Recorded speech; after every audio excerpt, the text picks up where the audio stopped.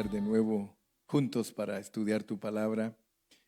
Te pedimos que por favor nos ayudes para que podamos encontrar los tesoros, las joyas que están escondidas en tu palabra, que solamente van saliendo cuando nosotros estudiamos. Te pido que bendigas a todos mis hermanos y mis hermanas que están aquí. Bendice a los que nos están viendo por Facebook y ayúdanos para tener una palabra que aliente, que anime, que revolucione, Señor, nuestro ser interno. En el nombre precioso de Jesús te damos gracias, Señor, y a ti es la gloria. Amén. Amén. Entonces, otra vez. Dice que la última y es la vencida. Si ahorita trabaja. Y es que tú no te das por vencido. Pero el micrófono dice, no. Quiero que vayamos a 2 Tesalonicenses 2. 2 Tesalonicenses 2.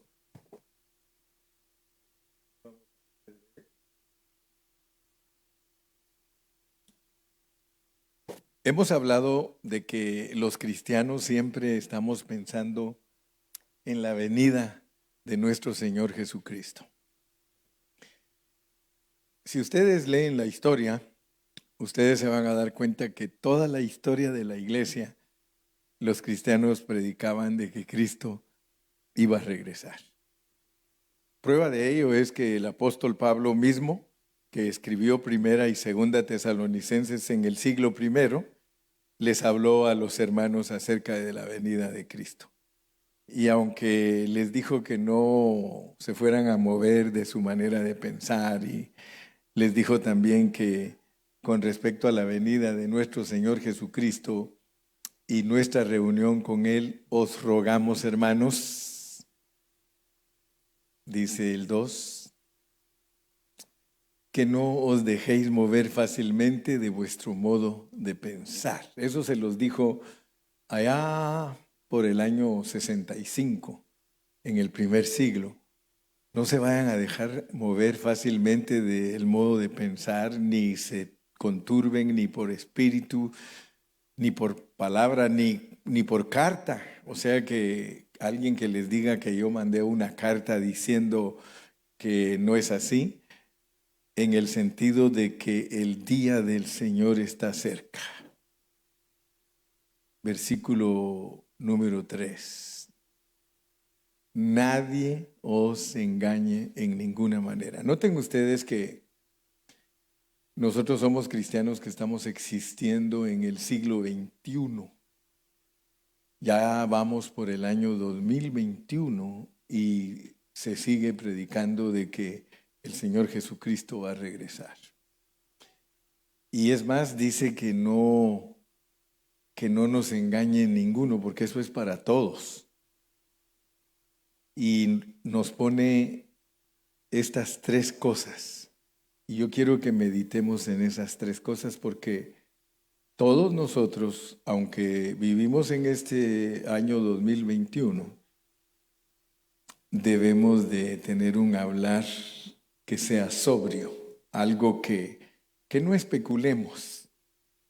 Y ahí dice que nadie nos debe de engañar, porque no vendrá el Señor o el día del Señor, las 2 cosas, sin que antes venga la apostasía. Pero nosotros tenemos que saber lo que es la apostasía, porque si el Señor nos dice que Él no va a venir sin que antes venga la apostasía y se manifieste el hombre de pecado, el hijo de perdición, entonces nosotros debemos de saber qué es la apostasía, quién es el hombre de pecado y quién es el hijo de perdición. Porque aunque nosotros fuéramos cristianos del año 1500, del año 1600, nosotros teníamos que saber eso. Y mayormente nosotros que somos del año 2021, cuando se cree que por los acontecimientos está más cerca la venida de Cristo, con mayor razón debemos de saber qué es eso.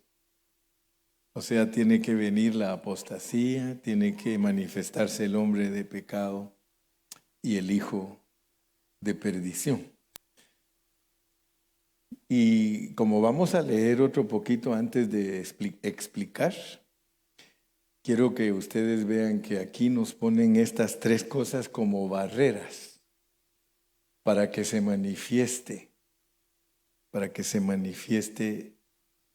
la iniquidad en su máxima expresión. Vamos a poner atención. Versículo 4. Dice que ese hombre inicuo, el hombre de pecado, y también junto con él el hijo de perdición, dice que se va a oponer y se va a levantar contra todo lo que se llama Dios o es objeto de culto. Tanto que dice que se va a sentar en el templo de Dios y tenemos que preguntarnos en cuál templo. Porque de acuerdo a lo que Pablo les está explicando a los tesalonicenses, se está refiriendo al templo de los judíos. Dice lo que se llama Dios o es objeto de culto, tanto que se sienta en el templo de Dios. Y miren cómo se va a sentar ahí, porque esto es importante entenderlo. Se va a sentar como Dios, haciéndose pasar por Dios. Yo quiero que ustedes consideren lo que estamos hablando. Imagínense ustedes qué clase de personaje va a ser ese. Porque ahí claramente nos dice que Él se va a sentar en el templo de Dios como Dios, haciéndose pasar por Dios. Entonces yo quiero que ustedes vean que para los judíos, para el pueblo de Israel, no vienen cosas muy fáciles. Porque miren el animalito que les va a llegar. Solo miren quién. Por eso no quiero pasar así estudiando estos pasajes en una forma rápida, porque yo sé que aquí hay muchas cosas que nosotros debemos de saber como buenos cristianos, que al pueblo de Israel le espera que se levante ese personaje, que se les va a sentar en el templo. Ustedes han oído que Israel quiere edificar su templo, pero los árabes se oponen y no los dejan. Y reclaman que no van a dejar que lo edifiquen en el monte Moria, porque allí fue donde Abraham iba a sacrificar a su hijo Isaac, y adentro de la mezquita de los árabes, adentro, ahí está el altar donde Abraham iba a sacrificar a Isaac. Entonces, ellos tienen un pleito, ya saben que la vida de los judíos ahí en Jerusalén no es fácil, en Tel Aviv, en Israel.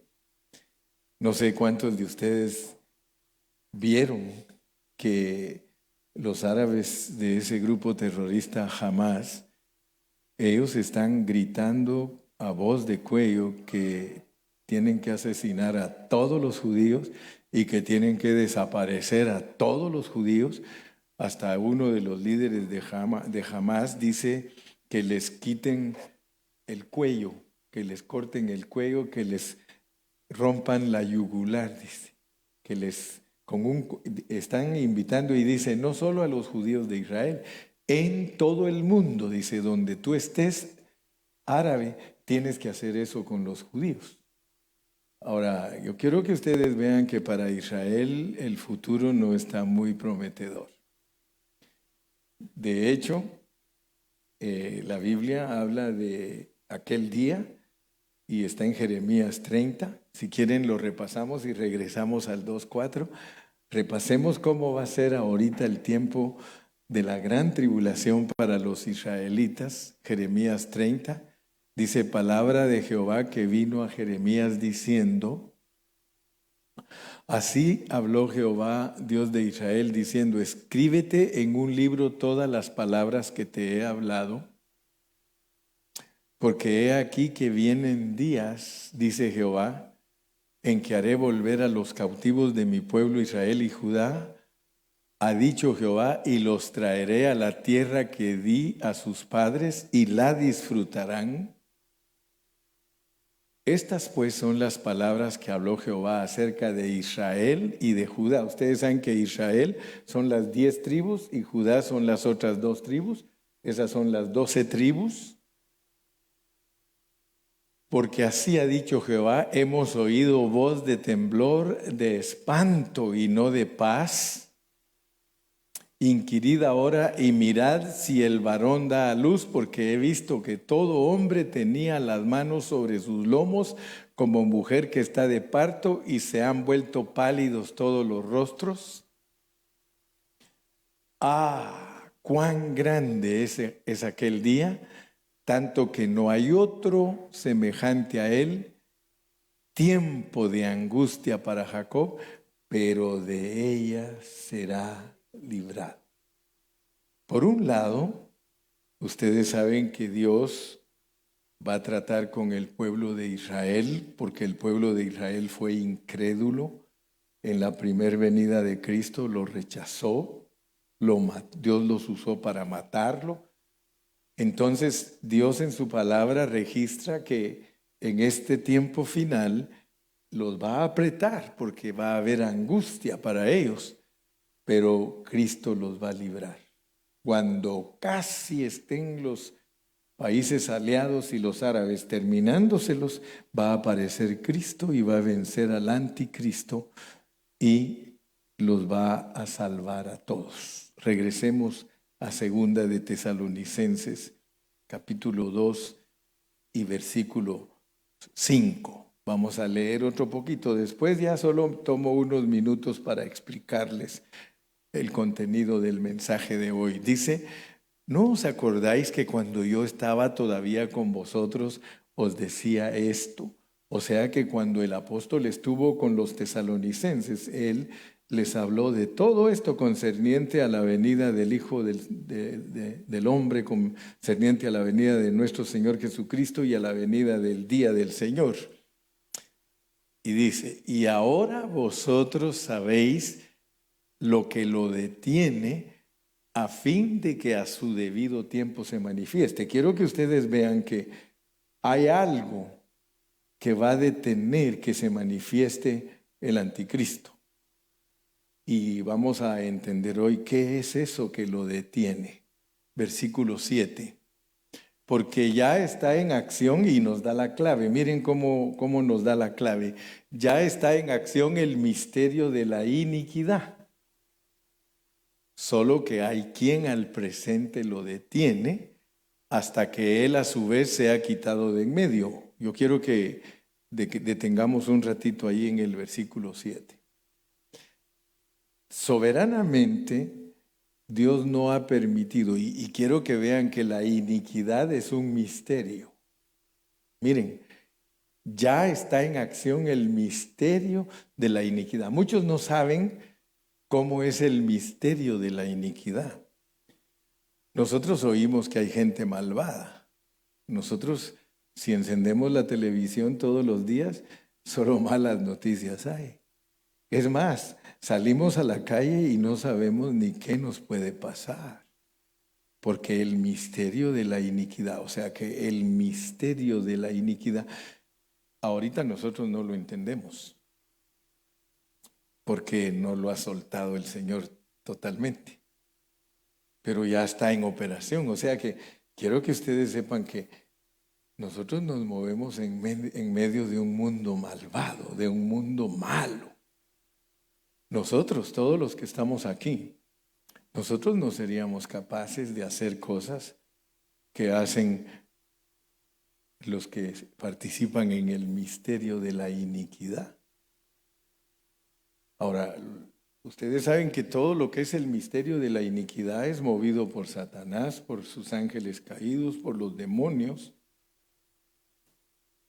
Y nosotros debemos de tener cuidado porque ese misterio influencia a las personas. O sea que no nos movemos en medio de espíritus buenos. Hay espíritus que están en esta ciudad y ustedes saben que hay ciudades que están peor que otras.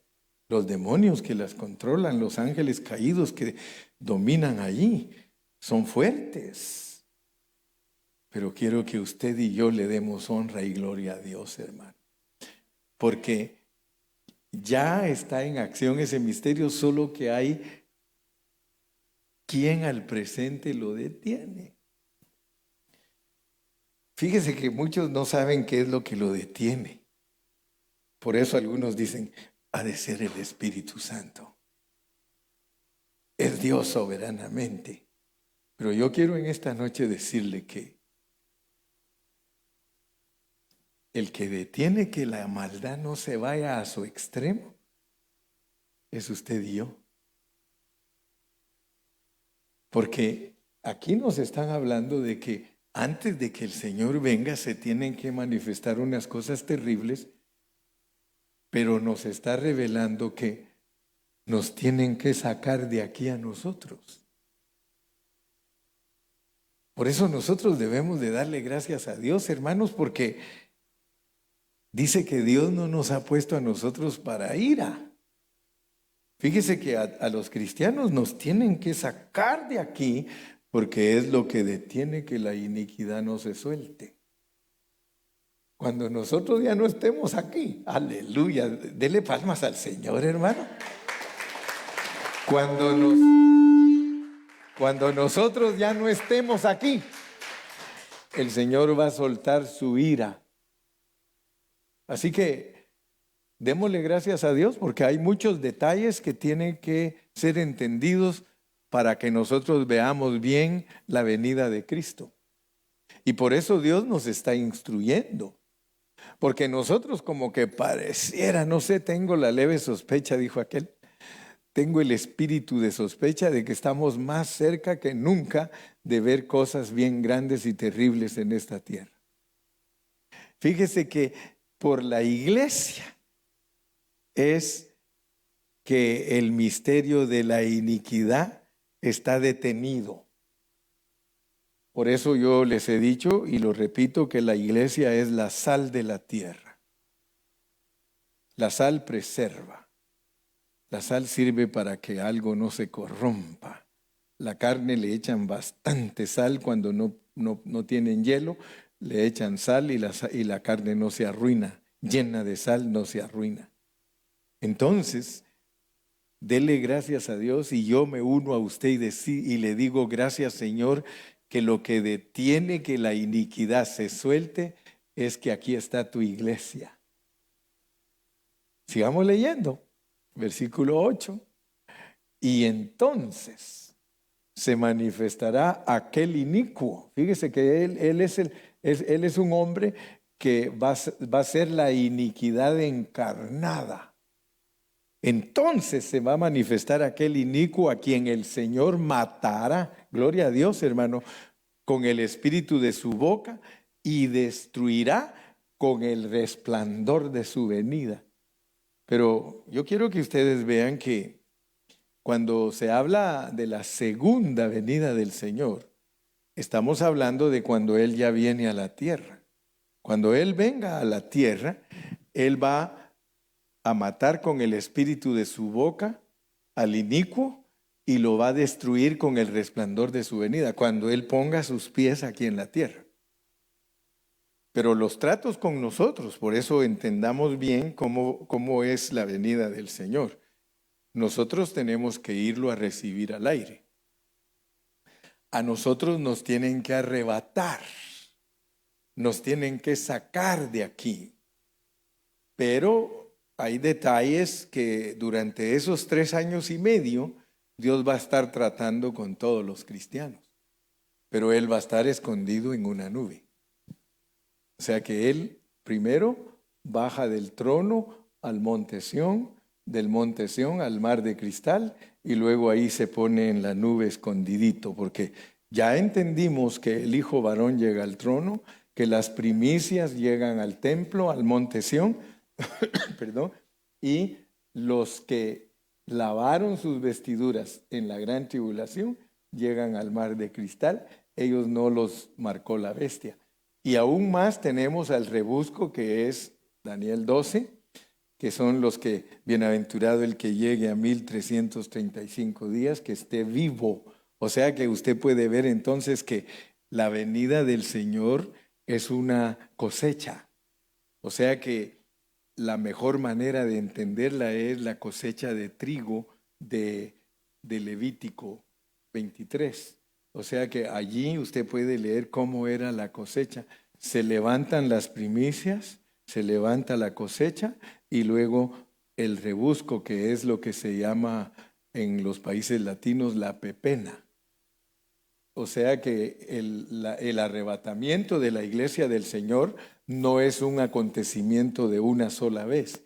Es primero los muertos en Cristo resucitarán primero, representados por el Hijo varón. Luego tenemos las primicias, que son los hermanos que maduraron antes que la cosecha. La cosecha madura pasada por un poquito de tribulación.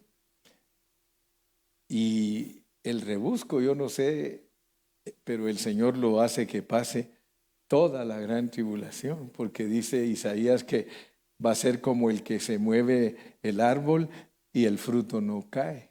O sea, son hermanos que van a estar vivos. Yo creo con todo mi corazón que a estas alturas, con todos los detalles que Dios nos ha dado acerca de su venida, nos va a ir dando más detalles para que entendamos y podamos decir el rebusco es esto y esto y esto. Pero quiero que alcancen a ver, pues, que nosotros no fuimos puestos para ira. Para nosotros la gran tribulación no es ira, sino que es disciplina por no haber madurado antes que empiece la gran tribulación.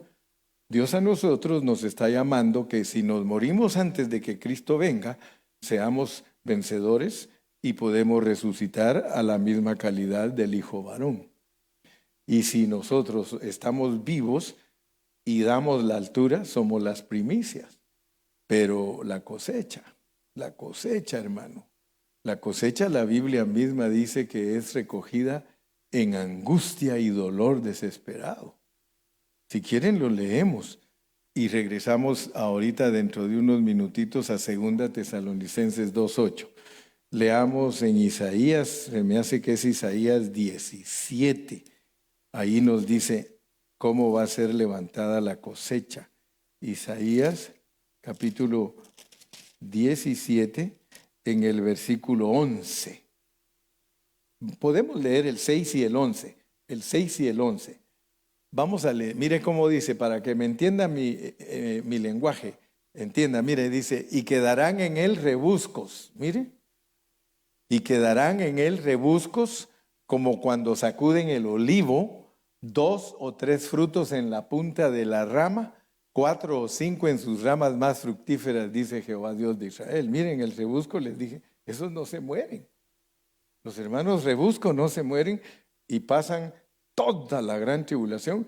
Esos como que de verdad necesitaban un trabajo muy fino, porque no son cosecha ni siquiera, sino que, mire la cosecha, el versículo 11, 17:11, el día que las plantes, las harás crecer y harás que su simiente brote de mañana, pero la cosecha será arrebatada en el día de la angustia y del dolor desesperado. ¡Wow! Entonces, gracias a Dios que ahora nosotros ya podemos ver lo que es el Hijo varón, lo que son las primicias, lo que es la cosecha y lo que es el rebusco. Aquí nos ponen que para la cosecha es angustioso. ¿Cómo será entonces para el rebusco? Si la cosecha, yo les pregunto a ustedes, ¿cuánto tiempo se imaginan ustedes que va a usar Dios para que haya cosecha? ¿Cuánto tiempo creen? Porque son 1260 días. 1260 días para que dé la altura el que no la dio antes de que empiece la gran tribulación. O sea que cuando empiece la gran tribulación son 1260 días. ¿Cuánto tiempo creerán ustedes que necesita Dios en la gran tribulación para que todos los cristianos laven su vestidura? Se los voy a regresar ahorita, Apocalipsis 7, para que vayamos a ver lo que estoy hablando. Apocalipsis capítulo 7 y veamos ahí en el versículo 14, el 13 y 14. 13 y 14. Entonces uno de los ancianos habló diciéndome: estos que están vestidos de ropas blancas, ¿quiénes son y de dónde han venido? Versículo 14. Y yo le dije: Señor, tú lo sabes. Y él me dijo: estos son los que han salido de la gran tribulación y han lavado sus ropas y las han emblanquecido en la sangre del Cordero. O sea que esos son los hermanos que no fueron primicias. Los hermanos que no fueron primicias en la gran tribulación lavan sus vestiduras. ¿Cuántos de ustedes están listos para lavar sus vestiduras en la gran tribulación?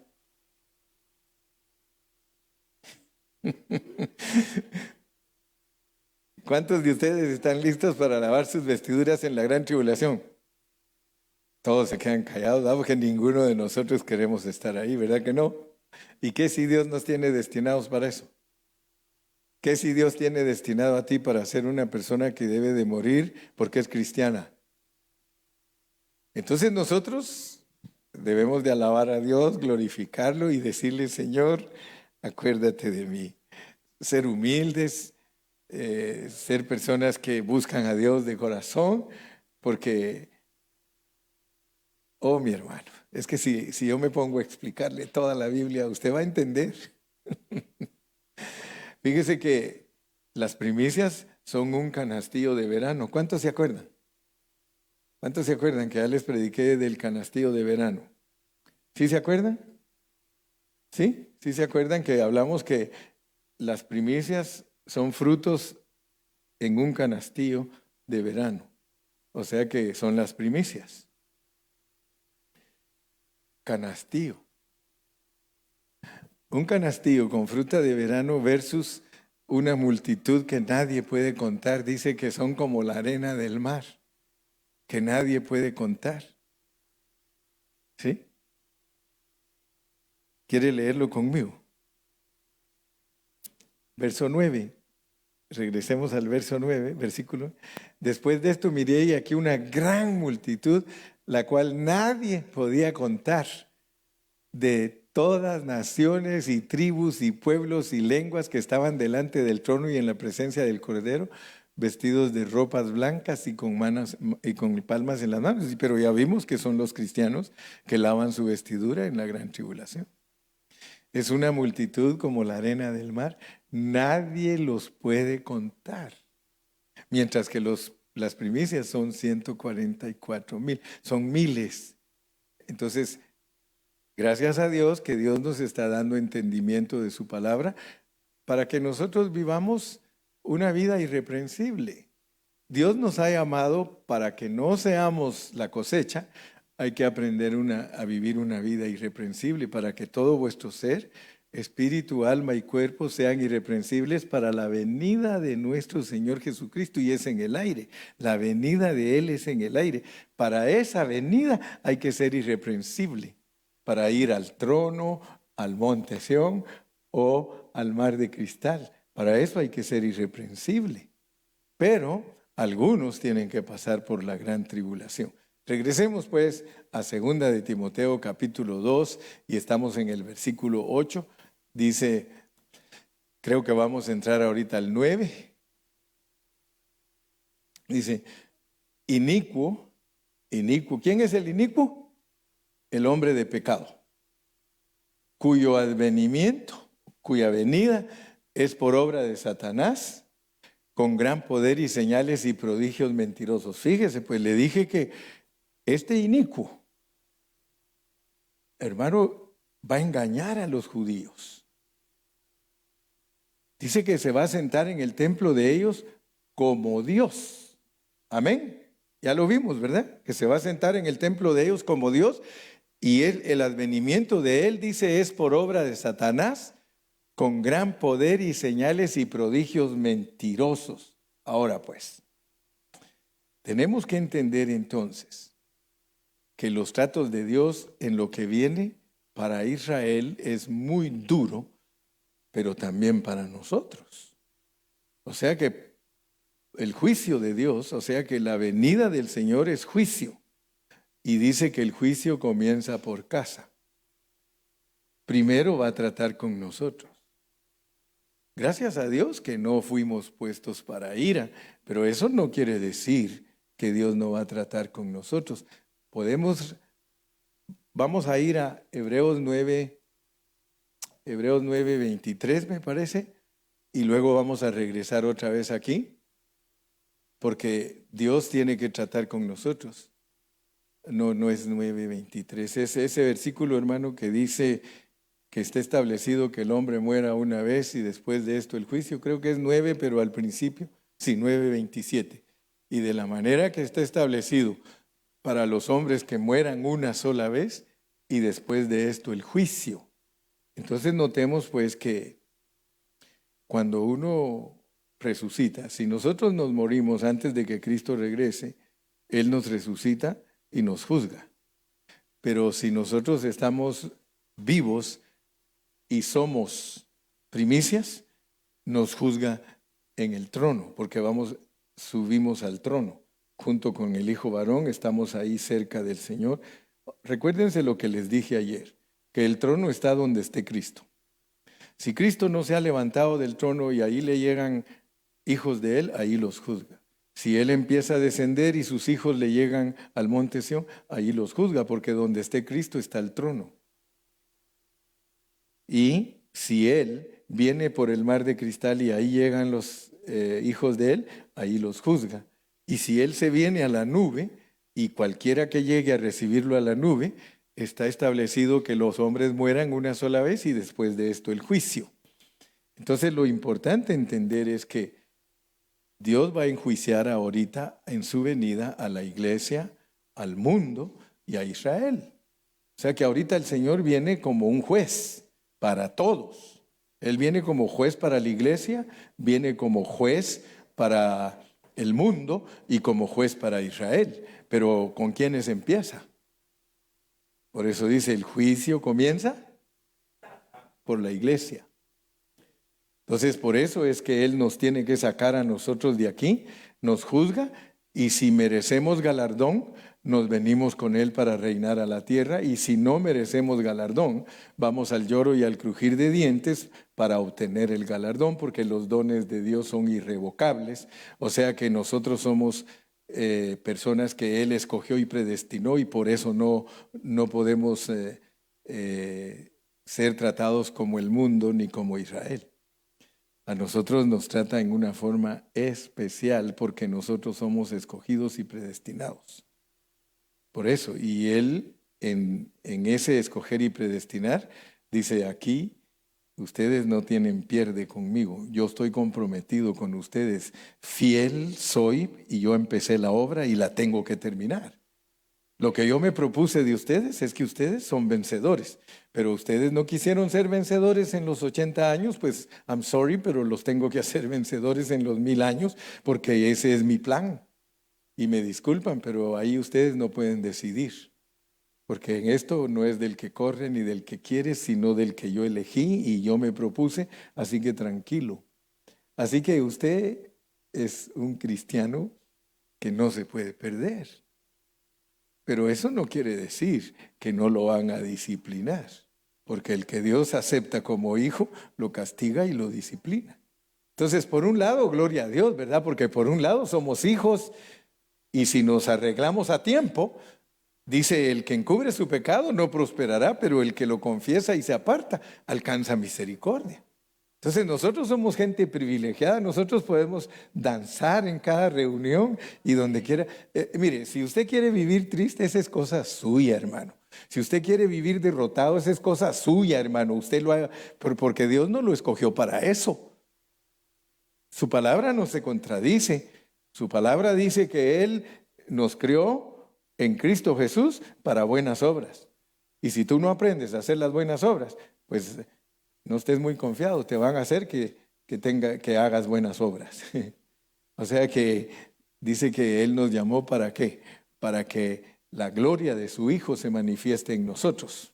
Muy bien. Entonces, como para resumir este punto, tenemos tres barreras que impiden que el hombre de pecado, el hombre de pecado y el hijo de perdición se manifiesten, y las barreras ya vimos que es la apostasía.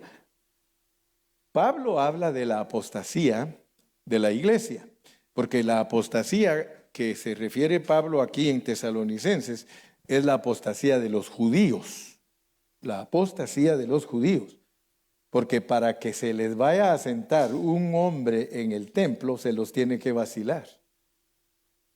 Para que a los judíos se les vaya a sentar un hombre en el templo y que les diga que Él es Dios, otra vez son engañados. Mire qué terrible es esto, hermano. Porque a ellos les vino el Mesías.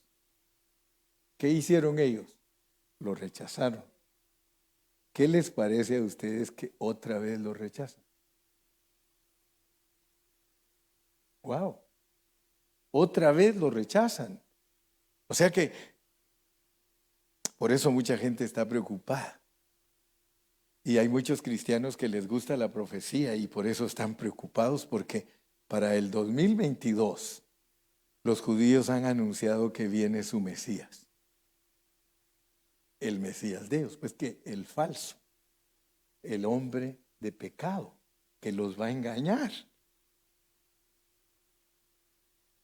Entonces, gracias a Dios que se dan cuenta ustedes que como iglesia tenemos cantidad de señales para saber cuándo regresa el Señor. Porque el asunto es que ese hombre de pecado va a gobernar 1260 días.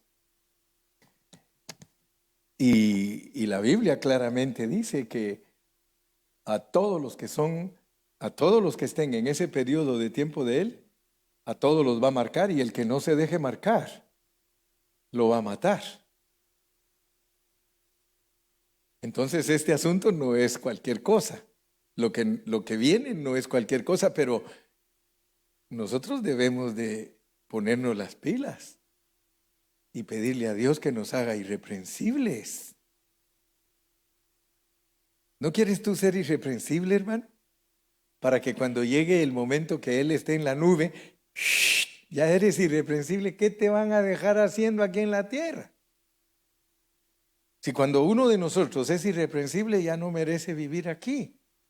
Ya no ama el dinero, ya no ama las cosas materiales. Mire, y eso es peligroso, porque muchos cristianos se van a quedar a la gran tribulación porque aman mucho las cosas materiales. Les piden ofrendas para la iglesia, nunca dan, prefieren tener dinero en el banco. Mire, hay cuántos cristianos que prefieren vivir con su dinero maldito. A mí me da tristeza los hermanos que aman el dinero porque viven con dinero maldito. ¿Cuántos de ustedes saben que el amor al dinero es la raíz de todos los males? ¿Y por qué le estoy hablando de esto? Porque nosotros no debemos de amar nada en esta tierra, si no, no nos vamos a dejar hacer el trabajo. El trabajo de ser irreprensibles se logra cuando uno empieza a negar su alma en muchas cosas. Hay hermanos que tienen dinero maldito.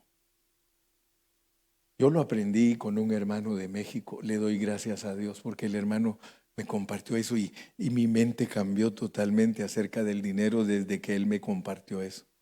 Me dijo, hermano Carrillo, ¿qué prefieres tú?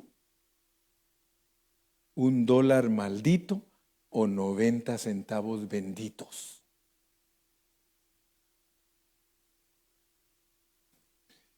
Porque hay hermanos que, mire, no regalan para la iglesia ofrendas, ni dan para los pobres, ni para los huérfanos, ni las viudas. Y no saben que cuando ellos dan dinero se les quita la maldición. ¿Acaso no dice Malaquías, malditos sois? Me habéis robado. ¿Quiere usted tener dinero bendito? quítele los 10 centavos a cada dólar, quíteselos. Lo que pasa es que cuando ya es bastante ya no lo quiere dar, porque suena bonito 90 centavos y $1. Pero vea cuando dice es que tengo $5,000, le tengo que quitar 5,000 veces 10 centavos. Eso está muy grandote. Pero la realidad es que por cada dólar, si usted quiere vivir con dinero maldito, ahí manténgalo maldito. Quítele la maldición, saque el 10% y déselo a la iglesia. Y usted tiene dinero bendito. Y el otro año, en vez de tener 40, tendrá 80. Porque Dios dice, probadme en esto. Pero hay hermanos que prefieren tener el dinero maldito en sus bolsillos. Si tú tienes $1 y le quitas 10 centavos, no le vas a agarrar el pedacito y creer que eso es lo que quita la maldición. No, quitarle es que lo entregues a los que lo tienen que administrar. Entonces, hermano, yo aprendí. ¿De qué me sirve, hermano, tener dinero maldito si nunca voy a progresar? Nunca. Mire, de hecho, los ricos están contados. Ninguno de usted va a ser millonario, ninguno. Quitarle 10 centavos a $1, hermano, eso ni lo hace pobre ni lo hace rico. Pero hay muchos que ahí lo tienen, su dinero maldito, hermano. Ahí está. Para que nosotros seamos irreprensibles, tenemos que empezar a dejarnos tratar por Dios, y lo que más nos cuesta que Dios nos trate, hermano, tristemente, es nuestro dinero. Sin embargo, hay viudas que dan todo lo que tienen. ¿Por qué? Porque ya aprendieron que Dios es el que suple. Fíjate que a veces Dios te quiere probar, que quiere que pases por una pobreza y tú no te dejas. ¿Por qué? Prefieres tener el dinero maldito. Y Dios te quiere probar. Dice Dios, no, es que yo quiero quitarte todo para que no lo ames. Entonces, hermano, es una serie de asuntos. No vaya a creer usted que esto es cualquier cosa, hermano. Hay hermanos que de verdad nunca diezman, nunca, no se les ve que den un aporte de sus ofrendas. Prefieren vivir una vida de maldición. Casi ni amenes hay, hermano. Casi ni amenes hay. ¿No será que estoy machucando los callos? ¿No será que estoy machucando callitos por ahí? Fíjate. Vamos a regresar para que veamos algo y quiero abrirte tus ojos. Con esto voy a terminar. ¿Cuánto me falta? ¿Como 15 minutos? 10 minutos. Vamos a ir a Apocalipsis 13 para que tú veas, porque yo quiero que conozcas quién es el hombre de pecado y el hijo de perdición. Quiero que sepas quién es el hombre de pecado y el hijo de perdición. Fíjate pues, aquí te va pues. Mira, y tú me vas a decir quién es este. Tú dime quién es pues. Me paré sobre la arena del mar y vi subir del mar a una bestia que tenía 7 cabezas y 10 cuernos, y en sus cuernos 10 diademas, y sobre sus cabezas un nombre blasfemo. Y la bestia que vi era semejante a un leopardo, y sus pies como de oso, y su boca como boca de león. Y el dragón le dio su poder y su trono y grande autoridad. Yo quiero, espérame, no, vamos a ir despacio, porque yo quiero que conozcas al hombre de pecado. El hombre de pecado, quiero que sepas que el mar es el mundo, son las naciones. El mar son las naciones. De las naciones va a salir un hombre que se llama inicuo. Y mira las características que tiene. Tiene características de leopardo, es los griegos. Tiene características de los rusos. Tiene características de los ingleses. Y tiene características de los chinos. Así que tú ya sabes qué mezclita es la que se va a levantar. Del mar, y es una bestia.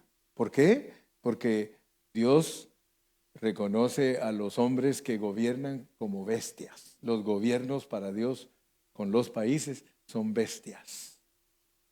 Versículo 3.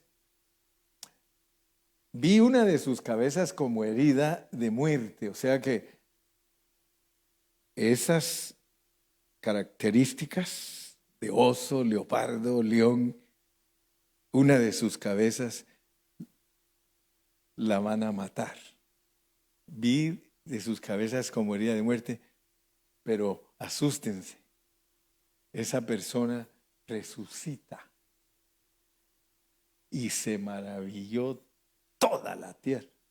Se va a maravillar porque por primera vez, aparte de Jesús, hay alguien que resucita aquí en la tierra. Va a resucitar. Versículo 4. Y adoraron al dragón que había dado autoridad a esa bestia. ¿Se da cuenta que le dije que esas 4 son la base para darle autoridad a los cuernos que quiera poner enfrente? Y la van a adorar, mire, adorar, diciendo, ¿quién como la bestia? ¿Quién podrá luchar contra ella? Fíjese, le dije que es el hombre de pecado. El que Pablo nos está diciendo que Cristo no va a venir sin que antes se manifieste este engendro de Satanás. Versículo 5. También se le dio boca que hablaba grandes cosas y blasfemias. Y se le dio autoridad para actuar 3 años y medio. Siga nomás. Y abrió su boca en blasfemias contra Dios. Ya nos dijo Pablo que se va a sentar en el templo como Dios y va a hablar como Dios para blasfemar de su nombre, de su tabernáculo y de los que moran en el cielo. Él va a hablar mal de todo lo que es el Dios verdadero. Y se le permite hacer guerra contra los cristianos y vencerlos. También se le dio autoridad sobre toda tribu, pueblo, lengua y nación. Y la adoraron todos los moradores de la tierra cuyos nombres no estaban escritos en el libro de la vida del Cordero, que fue inmolado desde el principio del mundo.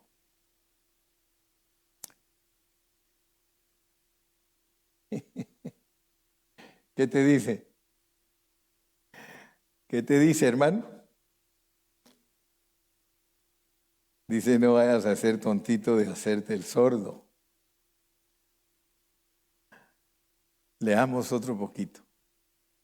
Si alguno lleva en cautividad, va en cautividad. Si alguno mata a espada debe ser muerto.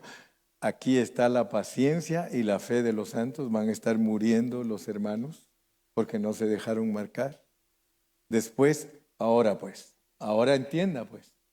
El hombre de pecado, el hijo de perdición. Ahora va a conocer al hijo de perdición pues.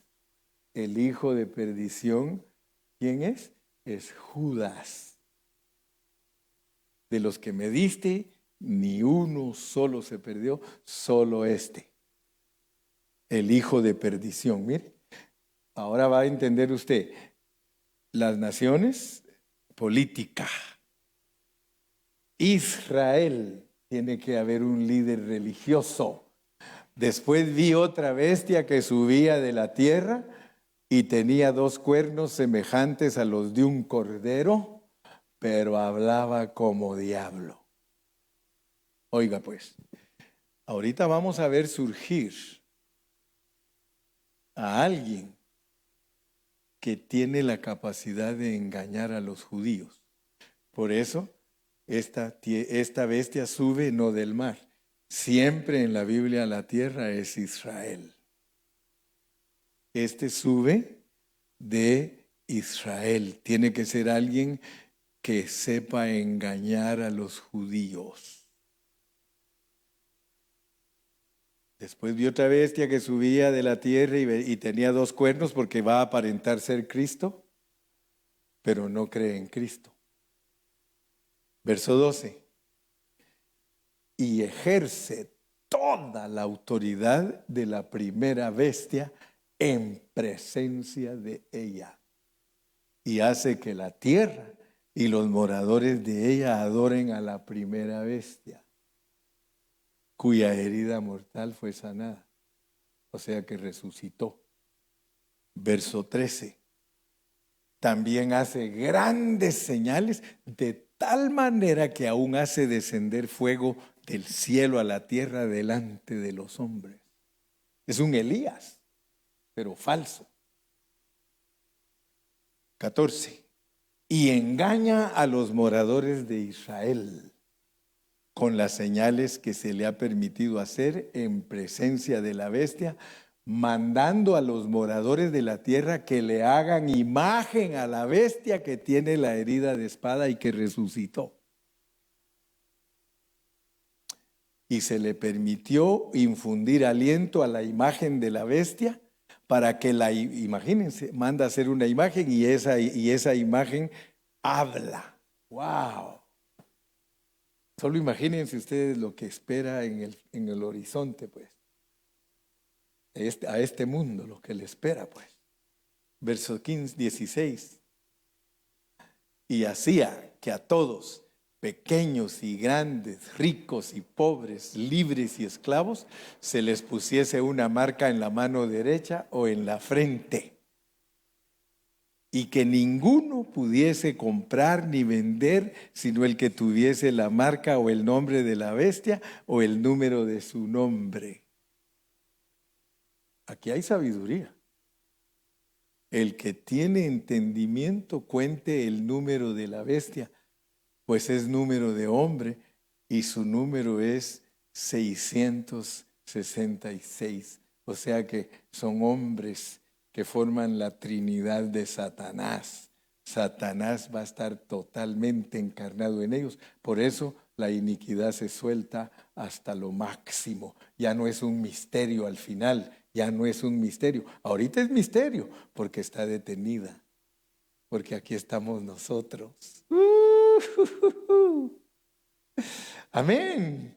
Yo lo miro muy triste a usted. Yo quiero que usted se goce y se dé cuenta que por la única razón que no viene todo eso, porque la iglesia está aquí. Pero el día que la iglesia la saquen de aquí, hermano, esto es horrible. Imagínense, se va el Espíritu Santo si la iglesia es la que tiene el Espíritu Santo. Al quitar a toda la iglesia de aquí de la tierra, ¿con qué se queda la tierra, hermano? Se queda en manos del hombre de pecado y el hijo de perdición. Siga leyendo, todavía hay versículos para seguir leyendo. No, ese es el último, ¿verdad? Falta uno. ¿Ah? Oh, ya está. Yo quería seguir. Ok. Regresemos a 2 Tesalonicenses 2 y ahí vamos a quedarnos hoy para que veamos versículo 3, 2 Tesalonicenses 2, 3 y 4, y con eso terminamos hoy. Nadie os engañe en ninguna manera, porque no vendrá sin que antes venga la apostasía y se manifieste el hombre de pecado y el hijo de perdición. Cristo no viene, hermano. Qué tremendo, ¿verdad? Porque todos predican, Cristo viene, Maranata. Cristo no viene mientras no sucedan esas cosas.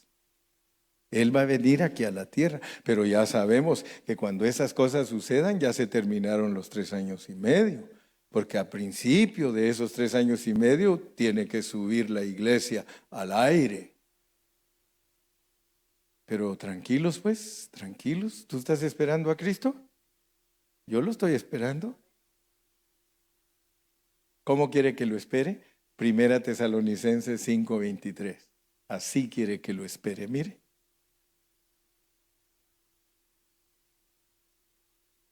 Y el mismo Dios de paz os santifique por completo, y todo vuestro ser, espíritu, alma y cuerpo sea guardado irreprensible para la venida de nuestro Señor Jesucristo. Y el que sigue, mira, ese es maravilloso.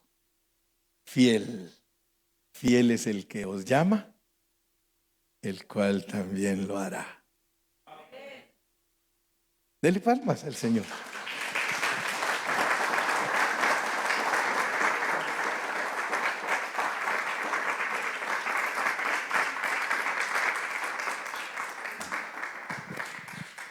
Somos bendecidos. Dios nos habla. Dios nos habla.